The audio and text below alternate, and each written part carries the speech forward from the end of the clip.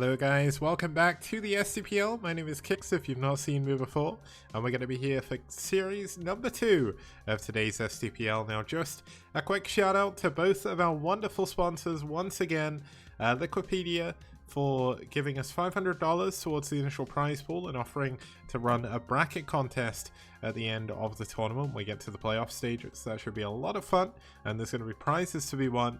Oh my god, I need to win this. Is the Funhouse theme. But yeah, weird thing. That's like that's a kids TV program from the 90s. So if you know what that is, props. It was a great TV show. We had, what was his name? All I can think of is Mullet. Oh, Pat Sharp, that was it.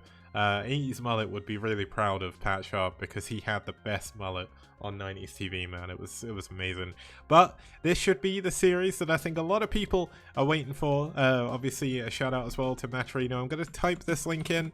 If you hit the Matcherino link there, sign in with your Twitch or whatever social media you want to sign in with. It's all above board. You can add 50 cents to the prize pool with the code LSTPL. Now, the reason why that's important is the more codes we use up of the 200 we were given by Matcherino, the more likely it is we might get some additional ones before the end of the series, the end of the season, and the more likely they will contribute to the STPL in the future as well. So Matcherino, a wonderful platform, and it's been a pleasure working with them so far. So shout outs to, I think it was Sham2 that told me about Matcherino a long time ago. So if I hadn't have found out about that, I wouldn't have been working with them long enough to become a Matcherino partner. So that's why we get so much support from them. But either way, let's get into this series. So we just had EF versus DM. We saw a 3-1 victory in favor of one of the teams. Just in case you're watching the YouTube VODs, I won't spoil that. But let's have a look at this matchup. It's going to be, I know a lot of people have been waiting for this today. It's going to be NetWars versus NiCe. Now, NetWars, one of the strongest teams in the STPL, getting 4th place overall in Season 1, just missing out to IRK. Now, NetWars in Season 1 and NetWars in Season 2 are very different beasts. In Season 1, they had True Touch and Bonneth pretty much every single week, and it meant they were very strong. Now in Season 2, they've played against a lot of the strongest teams so far, and you can see it. Their stats, they're 1 for 5 so far in the STPL, which for NetWars, I'm sure a lot of the NetWars community is probably going to be a little bit disappointed. But genuinely, the games they've been playing, the series they've been playing, have been quite close and they've been a lot of fun. Looking forward to see how they do against one of our newer teams here in NiCe. NiCe, one of the stronger teams, a little bit weaker than EF, but one of the stronger teams in the foreign scene at the moment. I mean, most of the teams that are in the STPL are pretty strong, so they're filled with a lot of sort of North American players as well as a couple of Koreans. So they're 2 for 4 at the moment. They've also played some of the stronger teams as well. So I'm looking to see both of these teams battle out as we have a look at the rosters. We'll take a look at how the series could look, and we can see if we can figure out how it's going to go. Now, we're going to start with the one and only Mr. Bombastic himself, Zero, up against Astro in CVP. That'll be a Poland versus Australia matchup. Now, I'm not sure, I don't think I've ever seen that in StarCraft 1 before. Maybe Draco versus Legionnaire, but that was a long time ago. We're going to then go into a TVP, between Ziggy and Master on Blitz X. We're going to have a TVP again with Kogut and Good on Multiverse. And then we're going to have a PvZ between Vingzil and Essen on Whiteout. So we've actually got a series without a single mirror matchup, which is crazy. I cannot believe it, and I'm looking forward to seeing our first couple of players here. Obviously, we'll take a very quick look at the map. We went through it in Series 1, but New Tornado, 4-player map. Very standard, one of the more standard maps in the pool. One of the major differences on this map compared to any other map that I'm aware of is the minerals of the natural are actually worth 2,000 overall. So you can last on 2 bases for a very long time, which can be very good for Terran. It can also be pretty good for Zerg as well. Now, it is going to be a ZVT, to start us off. So Zerg are up 3-2 against Terran here. So I'm hoping that Zero He's going to do pretty well, but I'm looking forward to seeing Astro again. So let's actually introduce both of our players. Starting us off, we do have, obviously, the organizer, caster, producer, and everything else of the Bombastic Star League BSL. It's Mr. Zero, a really, really good Zerg player. It's always fun seeing him play. He's got a 47% win ratio overall. Now, against Terran, he is 1 win, 5 losses. Now, he has been up against some very, very strong Terrans. I mean, he played against Cryok something like 3 times in a row, and Cryok has one of the best TVZ ratios in the entire STPL, and that's over more than 1,000. Well, obviously Cryok doesn't have over 1,000 games, but in the STPL, there's now been more than 1,000 games played since Season 1, and we've seen some amazing, amazing games. So Zero winning 8 of those 1,000. And obviously he's lost around 9-ish, I would say. But let's have a look at his opponent. It's going to be one of the newer players here. It's going to be Astro. Now, Astro is the one and only, as far as I'm aware, Australian player registered to play in the STPL. He was a little bit worried he wouldn't be able to play due to causing lag. And I know a joke that I've seen in Twitch chat before is Australians actually play their games via carrier pigeon, which is why their lag's so bad. But luckily enough, as far as I'm aware, it's not lagged too hard for him so far. So he's back here for a 4th week in a row.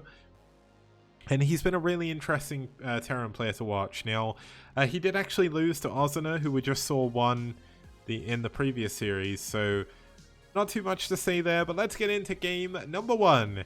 It's Mr. Zero versus Astro here in a TVZ.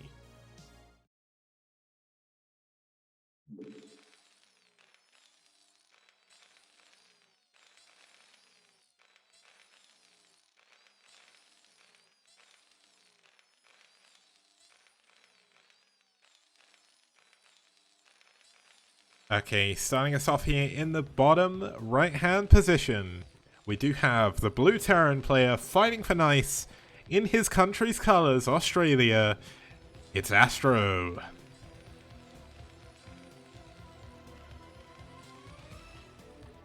And his opponent spawning down here in the bottom left, in the Polish colours here, fighting for NetWars with the wrong clan tag on.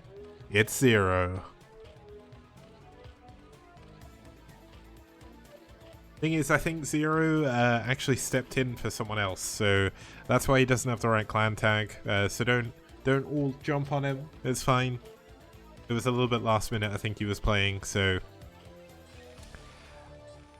Okay, so in terms of TVZ, we've seen 3 of them today, which is kind of crazy. It's not very often I get to say that we've seen 3 Terran versus Zergs in a single day, but you know what? Miracles happen.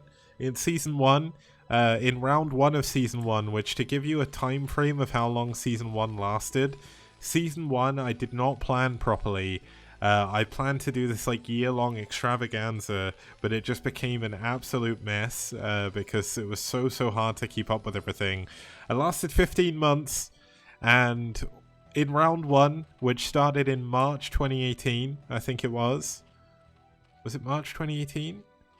I think so. It may have been. Yeah, it was definitely March 2018. Essentially, we had like PvP every other game. So the fact we've got to a point where all of the teams have got much better, the diversity of players, both country-wise and race-wise, has got so much better as well. And I mean, now we're getting TVZs. It's a miracle, guys. Now Zero's opted to drone scout. He did go for a 12 hatch, so fairly normal to do that. Pool coming up after. Looks like we're going to have Astro going for a refinery, so we're going to see a factory build here. Now the important thing to note is there's only 1 SCV on gas, so this is going to be a factory expand coming up here from Astro. Now you can also go for like a weird fake out, but since we don't have a drone going in to scout the main, I mean, he's not really faking it out by sticking out gas this long, so it is going to be a factory expand here. Now Zero is actually going for a 3 hatch play. Now 3 hatch play against factory openings is not the most common because 2 hatch is just kind of outright better. It gives you more aggressive options. It puts the Terran further behind. But obviously Zero still doesn't actually know what his opponent is doing right now, so He's going to check the other two mains. He sees... Oh, he's obviously seen this main. Sorry, I just made the wrong mistake, but there we go. The drone goes down. He sees nothing. Well, I say he sees nothing, but the important thing he does see is how late this command center is. So from this, he should be able to divulge that it is in fact a factory opening, and it shouldn't be a starport. Now, there is a overlord that's close to the main base, but obviously you can't push too far in. Losing this early overlord is devastating for a Zerg player. Now, are we going to see a weird 3-hatchling all in, or are we going to see a lair coming up soon? Now, obviously the thing to look out for here is the mineral fields are actually 2,000. That is more than the mains. Now, lair is coming in the main. Doing a good job kind of zoning this SCV out the main base, nearly killing it as well, which is not easy in the early game for Zerg when you're against a Terran player as good as Astro. Astro is going to go for a starport behind this, so it is going to be a 1-1-1 behind an expansion. Now, is this going to be my favorite style of 1-1-1, where you go for an armory and you go for Valkyries and you go for Valconic? Is it going to be Wraiths, or is it going to be Dropship, which is obviously my other favorite? Now, he is going to go straight into a control tower, and it looks like we are going to have drop, because he is going for mines first. He's continuing to add vultures on, and vulture drop is actually going to be pretty strong against this 3-hatch build. Now, a single vulture getting 4 kills. A lot of this was Lings, but gets a single drone. Oh, he's going to lose the vulture though. That's a quite unfortunate, but he did need to try and get away from this sunken. So good defense by Zero for now. Trading only Lings for the vulture realistically. A single drone going down is not the biggest deal, but the important question is, can he deal with this dropship coming in? Now, speed is going to come in behind this as well. The Ling's going to try and go for a counter. Always bait him into the mine. Looks like Zero's a little bit too clever for that. Does pull back, but obviously these mines going to be super important.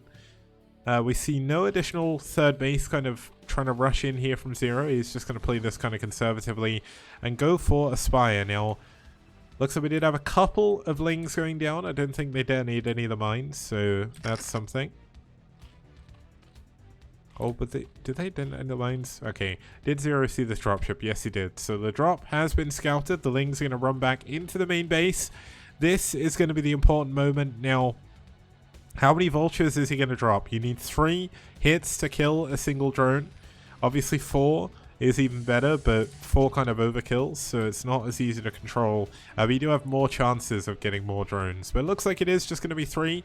Zero's Overlord placement is stellar this game. Gonna see this dropship coming in. The vultures gonna land in the main. One of them goes down immediately. He's not picking them up. He loses both vultures. Only keeps one alive, and it's almost dead. Zero with the perfect drop defense here. This could not have gone any better for him. And yeah, Aggie, I noticed that Zero was on the wrong ID. I think this was all quite late last minute for him, so he forgot to switch over. But dropship forced away. Very, very important the teams actually play with their IDs, but we'll let him off this time, because I know he kind of played in the middle of a long stream. So nice usage of Lings to clean up some of these mines. That single Ling didn't actually go down, so it's going to clean up even more. Now we do have a Wraith here. Does kill one of the Overlords, who's going to get Cloak as well. So going for Cloak for just one Wraith is kind of weird, but I mean, I guess it works. Obviously, the main thing you want to be going for is a Radiate and Vessels, which he's doing as well. But, I mean, thinking about it, a single Cloak Wraith is not really going to save you against Muteless. But Zero hasn't had much time, or he's not really had much time to do too much. Oh no, he's going to lose the Wraith. Oh, he loses the Wraith. Does he cancel Cloak? Did that get cancelled, or did he finish it? If he finished Cloak there, that's a really huge waste of gas. But, I mean, it could be just unfortunate. This was the day after his drunk stream, so maybe he was hungover.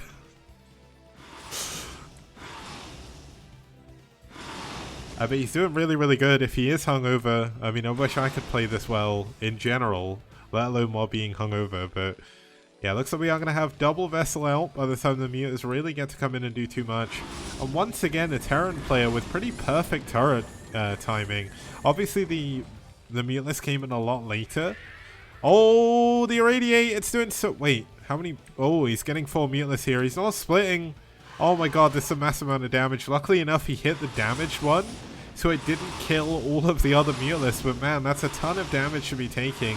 Now, this is a 1-1-1 into bio, so there's not that many units here for Astro. And Zero's in a pretty good spot. Now, the Marine's going to come out, going to die immediately. There's no medics, but pulling him into some turrets, losing 2 Mutalists there. Zero, I mean, he's doing well trading away for the bio, but you don't want to be trading against Marines with Mutalists. You need to be dominating them. And losing so much health to turrets is not a good position to be in, but obviously still doing a ton of damage is Zero. No third base coming up now as well. The vessels could be under fire here. Zero doing a pretty good job splitting up. He knows the Irradiate is going to come in soon now. Oh, he's going to lose 2 Mutalists to this. He thinks it's further away than it is. Oh my goodness. Oh my goodness. The Irradiate doing so much damage. Zero, unfortunately not splitting there. Taking a ton of damage on the Mutalists, but more Mutalists are coming in. It is 3 hatchery production. He's got a ton of drones. And there's some Lings trying to run in, but obviously lots of mines have still been placed. So nicely done. But the Mutalists are the real story. They're going to be on top of the factory momentarily. But more turrets are finally finished. And these Mutalists are finally going to be pushed back. But this is just phase 1 of Zero's plan here. He has Lurker aspect. He's got Speedlings. He's cleared up all the mines. And he is going to go in for a big bust. And Astro, he has a single Marine in the bunker right now. Oh, the mine drag. That could have been big.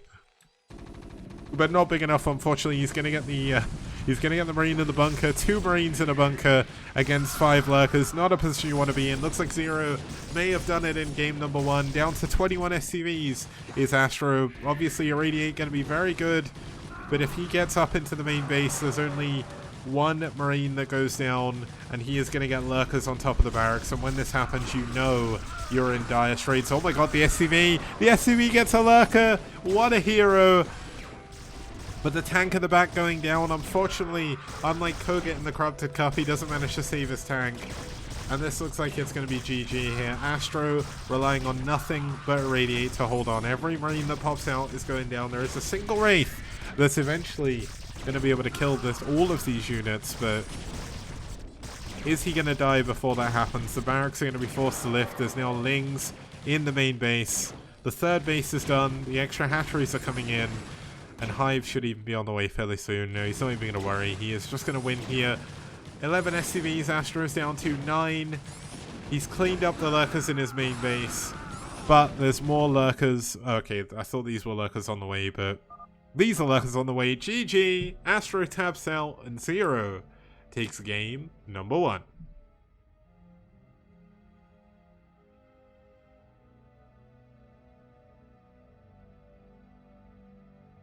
So just to kind of answer a couple of questions there, Jeonze or Jeons, sorry if I said your name wrong. Essentially, the problem, Jeonze asked, where are the T units? Well, Zero's Muteless came in at a time where this kind of answers your question as well, Top. Essentially, when you go for a 1-1-1, your barracks are very, very late. You skip a lot of early Marines. And it means if you don't survive with just vessels and turrets, you actually lose a little bit later on because you just barely have any units.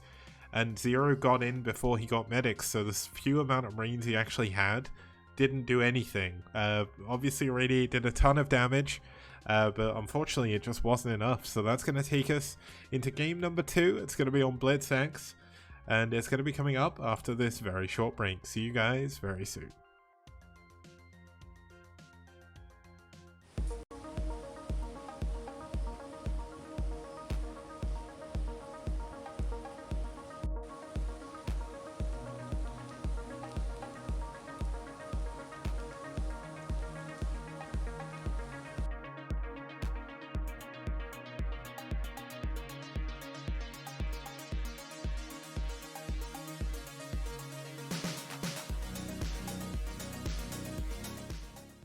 And people like Kix, for example, who has an encyclopedic knowledge of every map that's ever been released on StarCraft. And he's the map man! Skibidi-bidi-bidi-on do-do-do. Skibidi-on-do-do-do. Skibidi-bidi-bidi-on-do-do-do. He's the map man! Ba-da-ba-da-ba-dee-da-ba-ba-da-bo. Ba-ba-ba-da-bo. Everybody plays one way or the other, so check out my message to you. As a matter of fact, I don't let nothing hold you back. If Kicks can do it, so can you.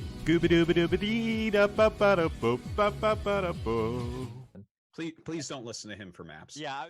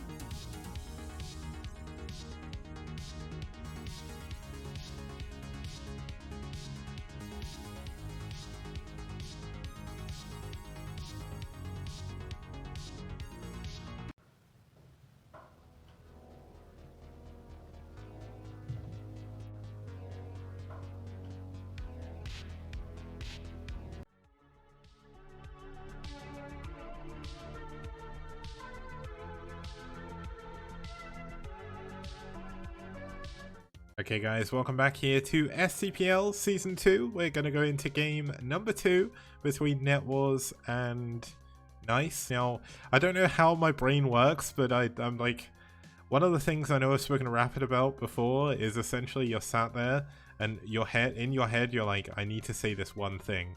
Like, there's no way I can get this one thing wrong. Sorry, I'm like waving my arm, but you can't see it. It's off camera, but it's like, there's one thing I need to say.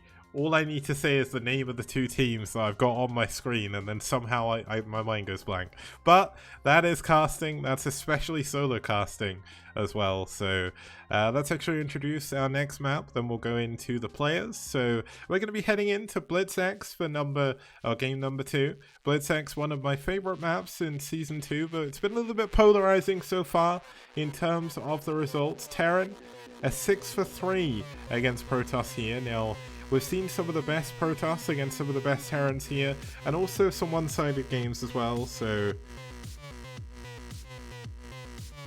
that's certainly something that we need to look out for. Now, for NetWars, we have their captain, it's Ziggy. He is Polish, as well as the rest of the NetWars team. He's only got a 33% win rate in the STPL so far, but he's been up against some of the strongest players from the strongest teams, so very, very difficult. And also playing while also trying to be the captain and organizer for your entire team is very, very difficult. Pretty much everyone who's done that has struggled, minus Dragon. Dragon is a player and a captain, and honestly, he's one of the highest ranked players in the STPL. So, and if we have a look at his opponent, it's going to be Master. Now, Master hasn't won a game so far. He is the captain of NiCe. So we're going to have a captain on captain fight-off or face-off here. Obviously not the most normal. It's not the most common thing, because if you think there's 14 teams, there's 14 captains. And it's very rare you'll ever see them against each other. But this is a little bit of a rare treat here. It's going to be captain versus captain. Lots of pride on the line in this second game of the second series of today. So let's get into game number 2. And let's see who's going to get the better end of the bargain.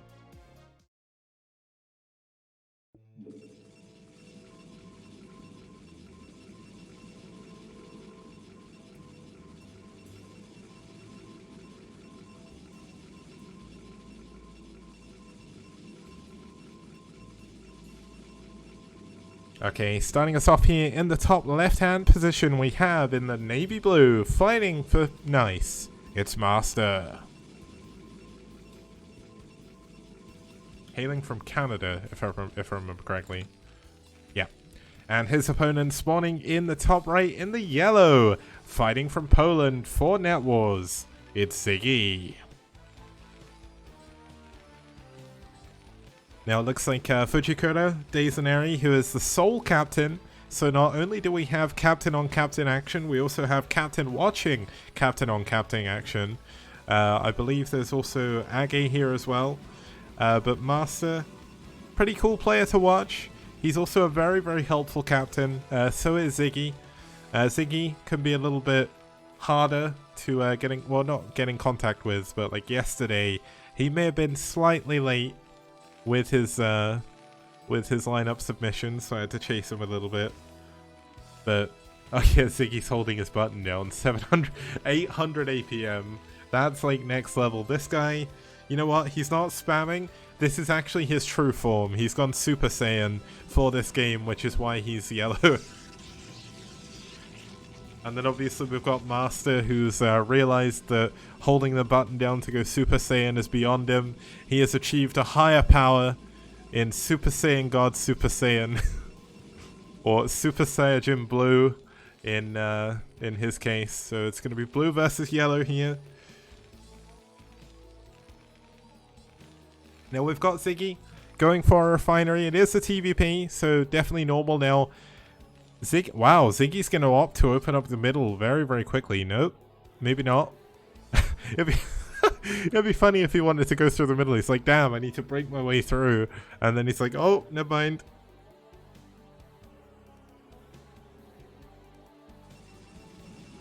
Still 800 APM. He's actually assuming direct control of every single SCV mining right now. So that's why his minerals are looking quite high right now. He's individually controlling every single worker and sending them back to mine at the frame that they stop mining and the frame they get to the SCV. It's very difficult, guys. Don't try this at home. But yeah, Ziggy is definitely Terran. He has morals, man.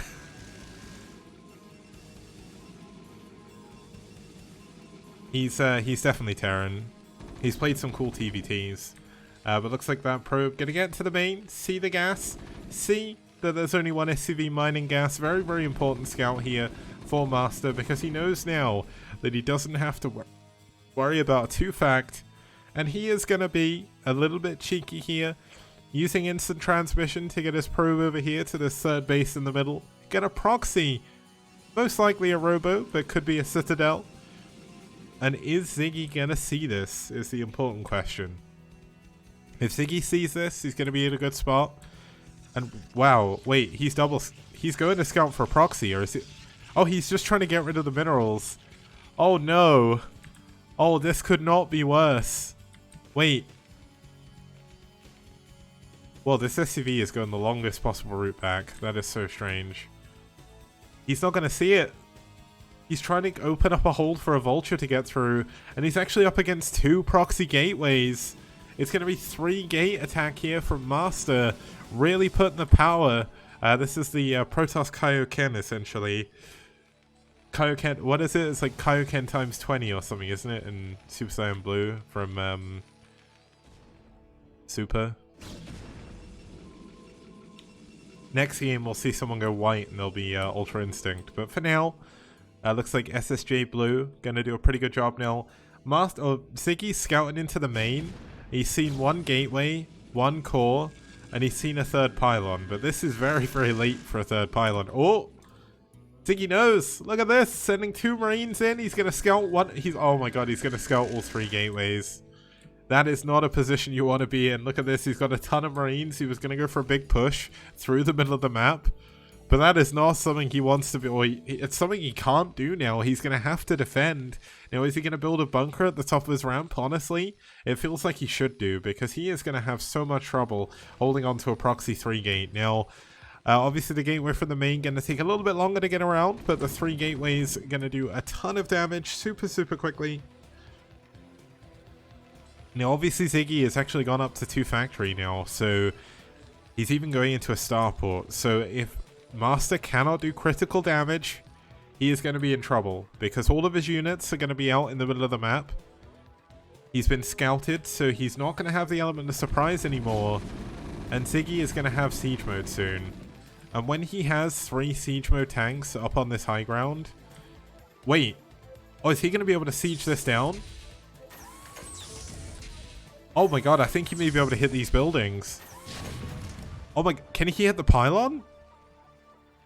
He just damaged the... If he gets this pylon, that's 3 useless gateways. And look, he's sending his barracks over. This is really good use of the terrain in his main by Ziggy. A little bit plain to see. for Master here. He's going to be a little bit, or he's going to be in a lot of trouble, or sometimes I like to say a lottle bit, because he's definitely in a wee bit of trouble, but it's a big wee bit. So yeah, look at this. He's going to be sieging down one of the gateways. Honestly, he should just focus down the pylon. That's what he's going to do. And having 3 useless gateways in the middle of the map, he could build another pylon here, but this gateway is going to go down. Looks at... Wait. Oh, he's having to go and respond. He doesn't actually have that many tanks, so he can't focus it down. Honestly, leaving a single tank there would be a little bit better. Just to kill the pylon, but... Oh, he has. Okay, good. Oh, he's hitting the gateway, but... Yeah, I mean, Master, he's got a big army, but can he do anything with it? There is a dropship coming in now. There's going to be vulture speed. Mines are done, of course. And he's not only going to be defending, not only going to be killing these buildings in the middle, but he's also going to be dropping his opponent's main. Now, Master playing the cheesiest I think I've ever seen a Protoss player play outside of La Boya on Fighting Spirit, where I infamously said he went full Peru. He's actually going to be hiding a 3rd base as well, so... He is going to be able to save 2 of his gateways. He's forcing back the barracks, but this is the true story here.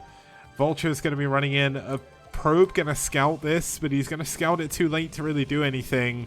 There's a robo here, but there's now mines. Oh, he's going to lose 2 probes, 3 probes, 4 probes, 5 probes, 6 probes, and he's running them away, but this is just going to run them into vultures. There's no units back here to defend. He's going to lose all of his probes up here in the main. Wait, where are his other probes? What the hell? He's got 14 probes somehow, are they? Wow, they're all actually here. Yeah, there we go. GG.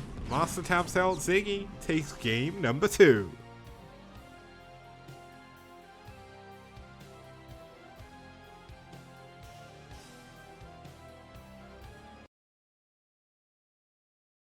Looks like Master was shown who the true Master was in that game. Unfortunate that Ziggy managed to scout that 4-gate. If that had gone a little bit differently, we would have had a very different game. That was a very quick game, so what we'll do is we'll load up the next game straight away. It is going to be another TVZ. Oh no, it's actually another TVP, sorry. It's going to be, yeah, Koga versus Good. That should be a lot of fun. Koga obviously one of the strongest players in the STPL overall, so let's actually quickly give the win to Ziggy. Now, the teams are tied up 1-1. No, they're not. NetWars are 1-2-0. Forgot 0-1 game to 1. Mixed it up with Ozuna. But yeah, this should be a pretty crazy game. So Koga, obviously a very, very, very good Terran player. Good, a pretty good Protoss as well. So let's introduce our map. Then we'll introduce both our players. Then we can get going with game number 3. So... let's have a look here. We're going to be moving on to Multiverse again. Multiverse, a very, very fun 4-player map from the latest season of the ASL. In terms of TVP, it's tied up 3-3, so not really too much we can say from there. Let's introduce both of our players though, and this is where you're going to see the major difference. Koga ranked 3 overall in the STPL. An amazing, amazing player. One of my favorite foreign Terran players to watch. He did amazing in the Corrupted Cup, got 4th place. He's also a father of 2, and he is the player I nicknamed the Polish Powerhouse because he is so unbelievably strong. Look at his versus Protoss win ratio, guys. He's 14 wins, 6 losses against Protoss, and a 78% win ratio overall. That is absolutely ridiculous. But he has been so good the whole way through, and his opponent going to be Good for NiCe. Now, Good has won 2/3 of his games. He is 1-0 against Terran. He did play against Pinkbrush, who we saw in Series 1, and he won that game. So let's hope we're going to have a good TVP here as we get into game number 3. It's going to be Koga versus Good. My brain went blank again there, guys. Okay, let's go into the game.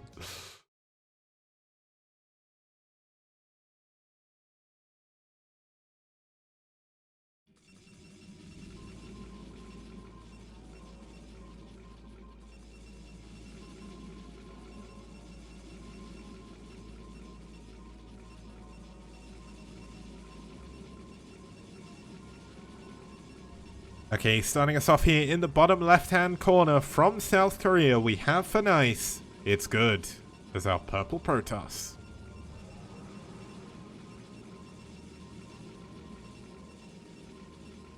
And his opponent spawning here in the top right-hand position, we have the Cyan Terran fighting for NetWars from Poland. It's the Polish powerhouse himself. It's Koga. Now, one thing I always love about when NiCe play is how many of their players actually come out here and support. It's really cool. Mana and whoever's logged into the NiCe community page at the moment, good to have you here, guys. It's really cool to see you you both supporting your team. Now, just having a look. I mean, the current win streak, Koga is only 1 win at the moment against Protoss, but his highest is 5. His average game duration versus Protoss is 13.2 minutes. And his average game duration overall is actually 14 minutes. Now, we've actually got Koga doing something weird in the middle of the map already. He's going for 2 racks. So it's going to be a BBS from him. He's got 1 barracks on both sides of the middle wall. So he's prepared to go to both locations. And if we have a look, we're going to have 1 gate coming in from Good. Now, BBS is a very strong build, but if it's scouted, it does nothing. So, let's see if Good can manage to scout this. If he does, oh, he's going to scout first. So regardless, he's going to scout it. Now, BBS is not the most common build in TVP because it is so unbelievably polarizing. Both players going to scout each other first. Obviously, there's going to be a more important scout for Good because he's going to see there's no barracks. Now, where is he going to scout? Is he going to go straight to the top left? Oh my goodness. Oh, here we go. He's going to see the barracks. Now, he's seen 1. Does he see the second? Does he stop? Does he believe it's just going to be an 8 racks? Oh, okay. He sees the Marine. He sees the SCV. He is going to have to build a second gateway immediately. He needs the second gate. Otherwise, he's going to get bunker rushed in his main. A single Dragoon is not enough to hold on to BBS. Okay, second gate coming in. This is all going to come down to Micro here. Look at this. Building a bunker in the natural choke here. Good is not going to be leaving his base anytime soon. A single Zealot going to come out here. Let's see how the Micro goes from Koga. Let's see how good Good's Micro is. There's a bunker coming up next to the gateways. This is going to be so unbelievably important. More Marines obviously going to be rallying in. But if this bunker finishes, this is not going to be a good position for Good to be in. Now the probe coming in from the back sees the well, obviously the gateways see the bunkers finish. But the first goon going to come out, spawn to the right side, so is going to be able to hold on. Both these gateways are right next to this bunker though. So this is definitely going to be hard. Range isn't done yet. There's going to be a way off. So Good is definitely not in the best position, but at the moment, not the worst. The second bunker, though, going to be in range of the Nexus and both the gateways. And this is when things start to get a little bit hairy. Now, let's take away this just for a moment so we can have a full look at this engagement. Now, 2 Dragoons going to be popping out soon. But both these gateways are going to go down possibly, and that's going to be hard. Now, we do have a 3rd bunker coming up here. It gets up right next to the mineral line. And I put this back on way too early. There we go. Let's have a look at the Dragoon health. So many probes going down. It's 12 probes to 8 SCVs. The bunker is killing both of the gateways here. One of them is definitely going to go down. But obviously, as soon as range is done, he should be able to hold on. This is a matter of time and a matter of luck, because the bunkers shoot whatever they want to. I feel like it never seems to be consistent what they shoot at, unless someone's attacking them. Now, here we go. He's going to try and focus down this gateway before the next Dragoon can get out. Range is not done. Koga in an amazing position, but as soon as range finishes, this is still going to be difficult. The Nexus is still in a good spot health-wise, but no, all the shields have gone down. The Nexus, if this goes down, this is game over. Good does not have enough minerals. He's not mining off of enough patches. He's going to lose his Nexus, and if he loses the Nexus, he's going to lose the game. It's 3 SCVs up here to repair against 3. There we go. The Nexus goes down. He does not have enough. Oh, he does. He cancels the gateway. Koga is on 12 Dragoons now. Oh no, the Dragoon's going to try and run by. He's going to try and all in. He wants to try and kill Koga before he can get a defense back at home, but the SCV is doing a great job blocking the Marines. Going to come out here as well. Nice target firing on that first Marine.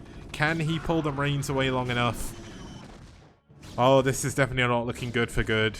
Koga doing such an amazing job. No Dragoons left, no Nexus. GG. Good taps out, and Koga takes game number 3.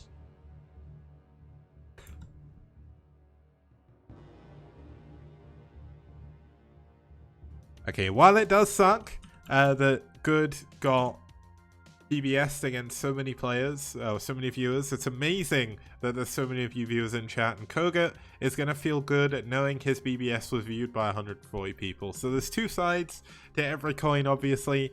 Now that was another quick game, but because I've casted 2 games in a row, before we get into game number 4, obviously that is the end of the series technically, but every single game counts in the STPL, so we're going to see our final match is going to be a PvZ when we get back after this short break. See you guys very soon.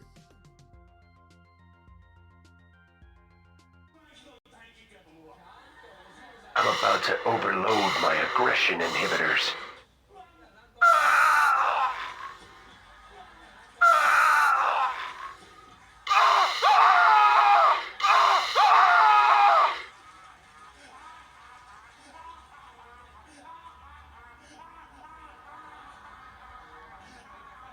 次々と広がるパーソナルコンピューターディスクシステムの世界。ブリザードエンターテインメントから新しい冒険を試すことができる RTS ゲームの発売が決定されました。最初は人類から取り寄せしたテラン。バイオニックやメカニックやいろんなユニットでプロトスとサーゴをぶつぶされます。でも気をつけて同士討ちも可能です。抜群技術力があるプロトス。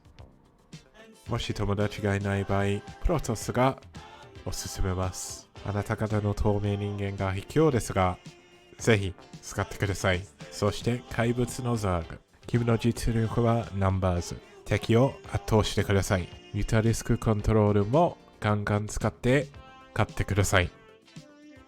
応援してくださいね。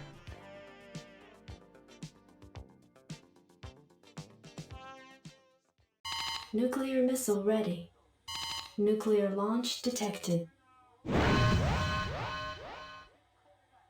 how'd I get here? Ah, what the hell? I need that college money.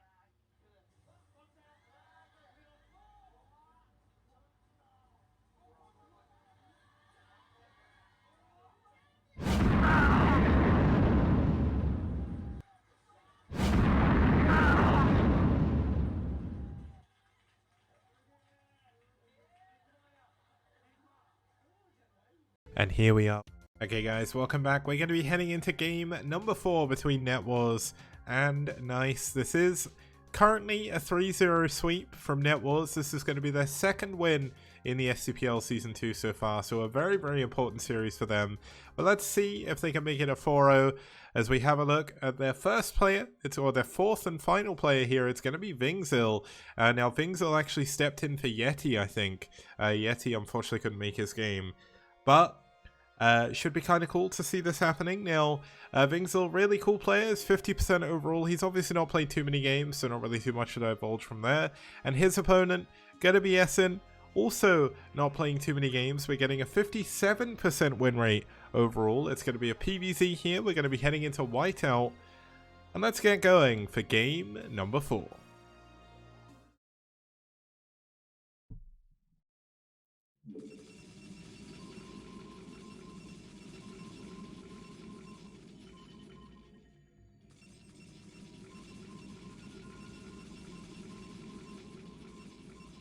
Okay, spawning down here in the 5 o'clock position, we do have the Blue Protoss fighting from Poland for NetWars. It's Vingzil.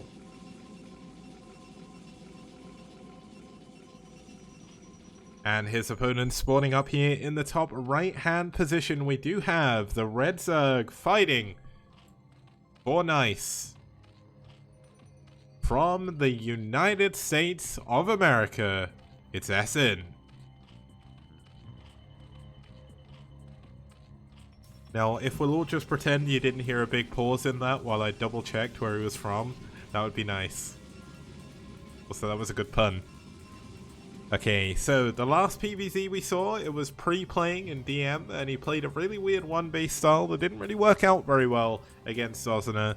But Vingzil, a very strong Protoss player here for NetWars, and Essen, a very strong player here for NiCe as well, so...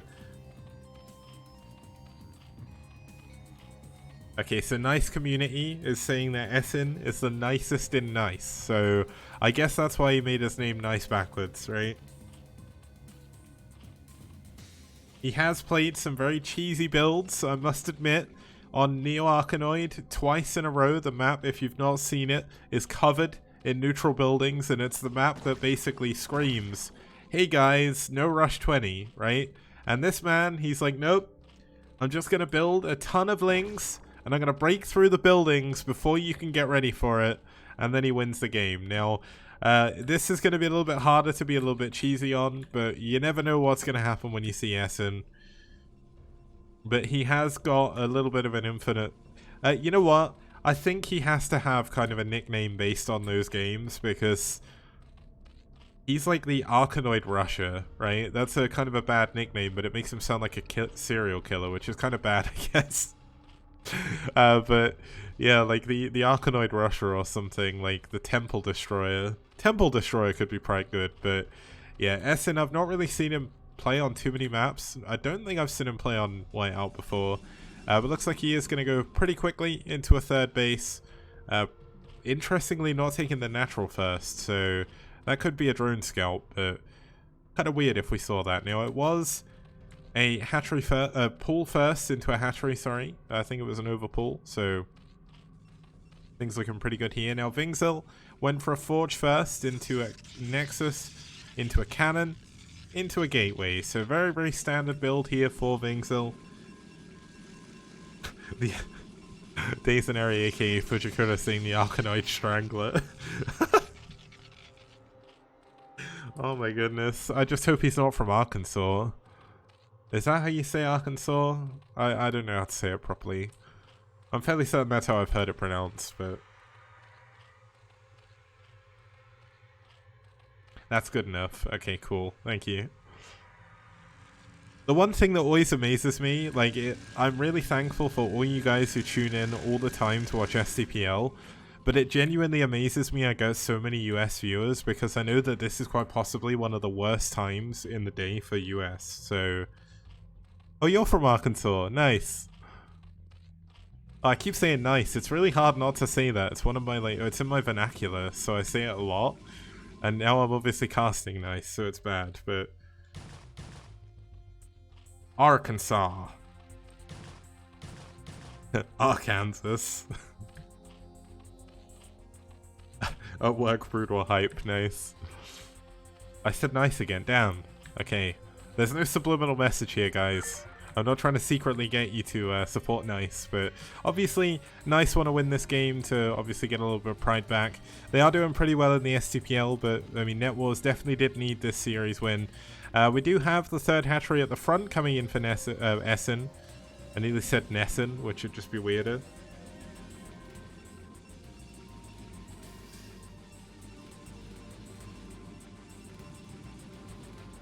Arkansas.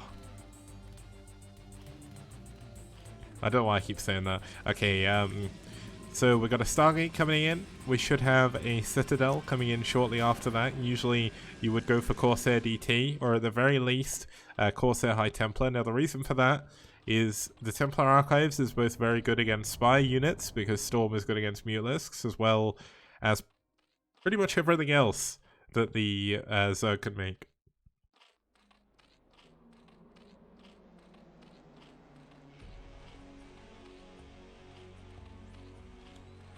Yeah, now that I would try and do some like accents, like American accents, but I'm so bad at it. Like the only one I've managed to pull off, and I don't even know where Nyoken's from, is someone said I did a really good Nyoken accent, but I can't do it after casting. But yeah, I don't actually know where he's from, so that goes to show how good my accent game is. Now, 4th hatchery coming in from Essen, so unlike some of his other games, he is playing super straight up here. Citadel coming in. No, yeah, Citadel's done. Couple of gateways coming in. We'll have a Templar Archives coming up shortly after this as well. I obviously got to save up minerals for it. Now, if we Nyan is saying 4v4 ladder and RTX. Like, when I got my new PC, I specifically got an RTX 2060, sorry, because I really wanted to see what ray tracing was like. And it ended up being cheaper than a 1080, or 1080 Ti. It's pretty good. It's a nice graphics card, and genuinely, it seems weird, but playing Quake 2 with ray tracing on is incredible. Like, the lighting is ridiculously good. And if you're asking where I'm from, I'm from southeast England, so I have kind of a weird accent. I don't really speak with a Essex accent as such, even though that's where I'm from. But it kind of comes up sometimes, but I mainly speak Queen's English, I guess.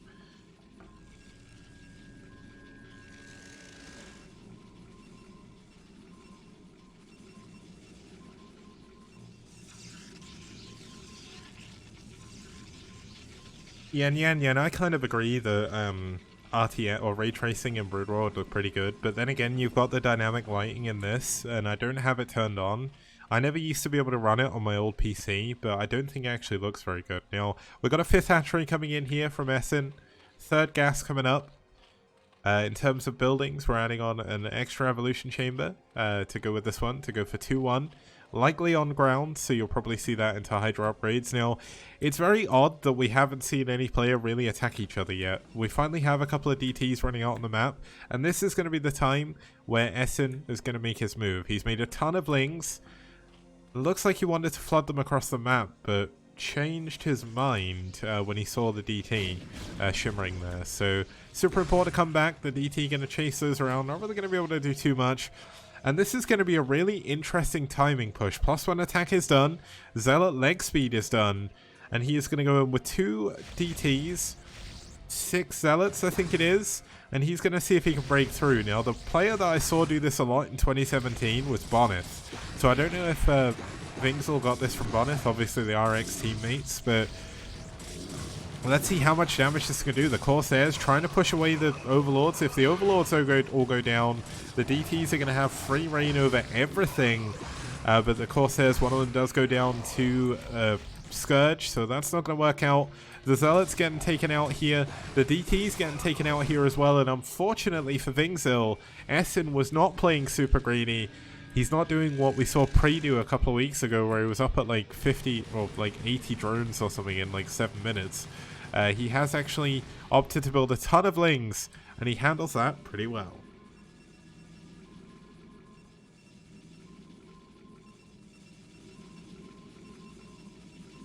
And Yan, I don't know if you ever played Command & Conquer Renegade, but that's essentially what that was. You were essentially playing like an FPS game of Command & Conquer. It was really cool. They did like a Renegade Zero or something. Someone did a fan remake. But looks like we are going to have Vingsel pushing out once again. He needs to try and secure a 3rd base here. We finally have Storm. Now, Storm melts slings like nobody's business. So it's going to be a little bit harder. DT doing a ton of damage. 11 kills on that guy before he goes down a hero. But a single lurker going to make it very difficult to take this base. Now, we're going to need to see either 2 storms or a cannon be built here before he can expand. Now, back at home, we've got the observatory done, so he is going to be able to get an observer over here at the very least. Essen has not opted to take any additional bases, but is scouting around for a 3rd base from his Protoss opponent. Now, I thought this was going to be a drop overlord taking a drone there, but unfortunately no drop just yet. Drop would obviously be very powerful. Now, Queen's Nest is done. +1 melee attack is almost finished. Now, we're going to have a big engagement in the middle. Looks like Essen continuing to put the stranglehold in here against Vingsel. Now, I know Fujikuro was saying it was going to be a 4-0 sweep. But certainly Essen doing a really good job here to make sure that doesn't happen, as Vingsel is going to find himself locked to 2 bases here, and that's when things really start to get difficult.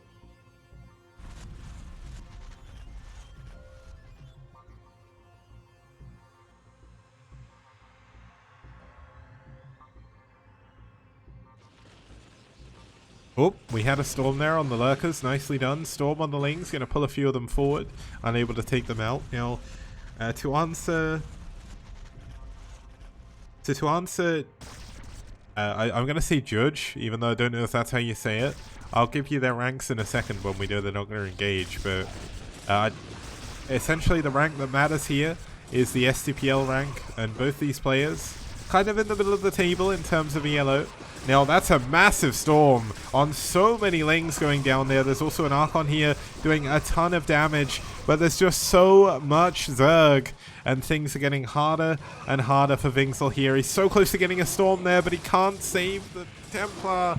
This Archon, very, very important. 12 kills on this guy right here. Now just have a look at their STPL ranks quickly. We've got Essen at rank 63 and Vingsel at rank 70. So that's over around 250 plus players.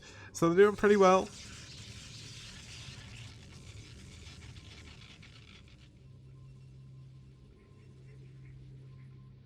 Now the reason why I say the ladder rank doesn't really come into it is you had players like Future, who's like max rank A. He took down a ton of people in S rank. GLHFGG carrot. Thank you, Mana, for the 60-bit donation, man. Means a lot. And also, I love the way they call it a carrot. That's one of my favorite things. Now, we've got a cannon coming up at the front. That's going to go down before I can finish. That cannon was definitely not fated to last very well. Now, the cannon would obviously help push forward a little bit, but there is an observer finally, so should be able to use that to push. Now, no Kadarian Amulet here. Amulet. So, looks like he's going to get a storm on top of this Lurker. Does manage to take out an extra one, but it's mostly goons here against mostly Lings.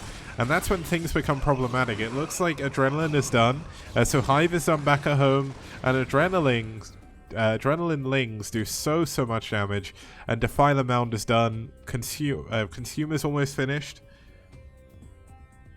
And when a Defiler gets up the front here, these Dragoons are going to be unable to break out the base. Now, this is kind of a funny power dynamic, because Dragoons counter Lurkers technically, because they're so big that they can't really get splashed by the Lurker spines. But then, obviously, it gets to a point in the game where you need Zealots again, and Lurkers kind of own Zealots. But then when you spread them out to deal with Storm, the Zealots become a little bit stronger. Now look at this. He's going to try and drop around here. Oh my god, how are these Scourge not getting it? Oh my god, he gets this past the Scourge. We're on patrol. There's no speed though. Oh, he's going to lose the... Oh, the shuttle goes down. He does manage to get a single DT out. Is he going to be able to do any damage here? There is a Spore. There's a Sunken. But he's going to be able to get up to this top left base. There is absolutely nothing defending this. Is he going to know about it though? The trouble is, he's blind, essentially. And every time he tries to break forward here, this DT is going to get caught up because he needs to use all his attention on the units in the bottom right. And he's still unable to take a third base. Now, if we look at the minerals, he's actually quite close to mined out in his natural. He's very close to mined out in his main as well. And Essen, now going up to a fourth base, is going to be in a very, very good position.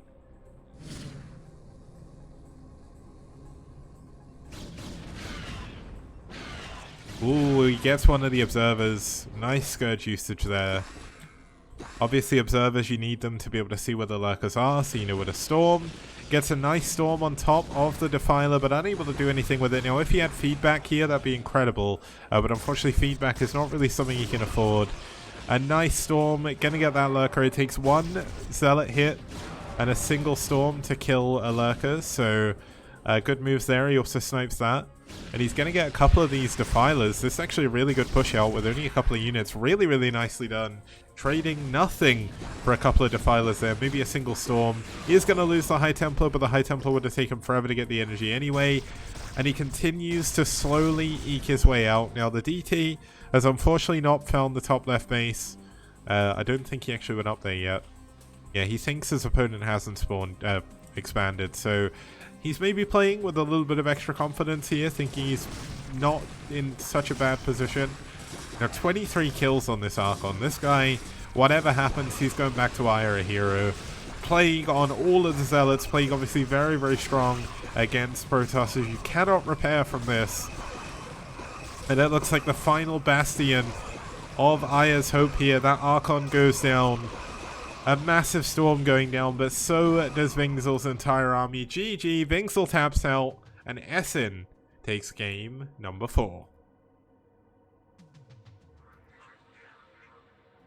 So the important thing is there, Fuji, you can put your mop away or your broom, whichever cleaning implement or instrument even you chose to use, because it was not a full sweep, it wasn't a clean sweep here, because Essen manages to win 1 game for NiCe. Now NetWars of course win the series overall, but it's a moral victory there for NiCe at the end, and obviously it does help them in the rankings regardless. So let's have a look at the results. That's going to be the final game of today.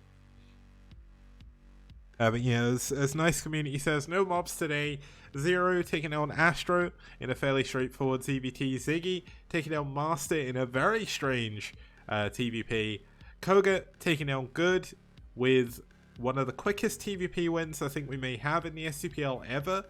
And Essen taking down Vingsel on Whiteout to round out the series 3-1 in favor of NetWars. Now just quickly, before the end of the stream, just want to say a massive shout out to our sponsors once again. Liquipedia for donating $500 towards the initial prize pool. That puts us at a third of our initial our final prize pool from season 1 already. Matrino, of course, for donating $200 worth of 50-cent codes. So if you haven't already, you can help out the STPL monetarily without having to spend a penny.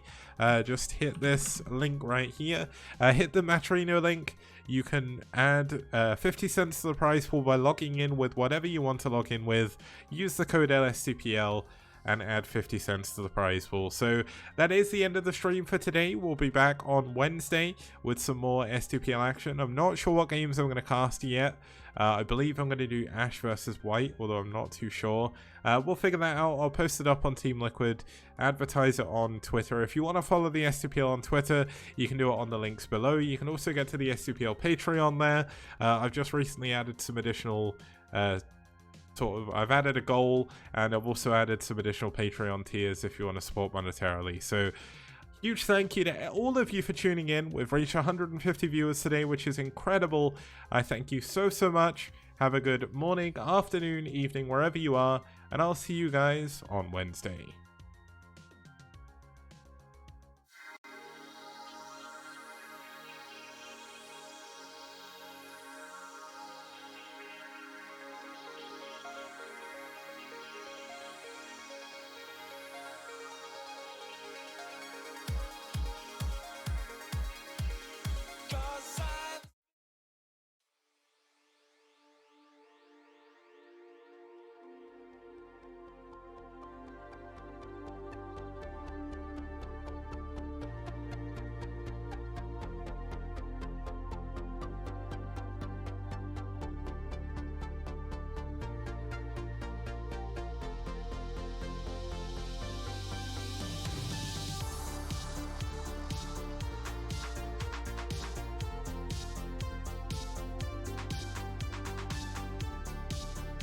Okay, just quickly for Fujikoda, because you wanted to see the team rankings, let's have a look, see how that affected today's scores. So obviously Eternal Friends were the ones that jumped up to near 5th. They went 6th. IRK, Rev and Red fall down a rank. NetWars move up to 12th, and DM drop down to 14th. So obviously lots to play for in week 7. I'm just going to quickly find someone to raid, so don't go anywhere guys, and I'll see you guys on Wednesday.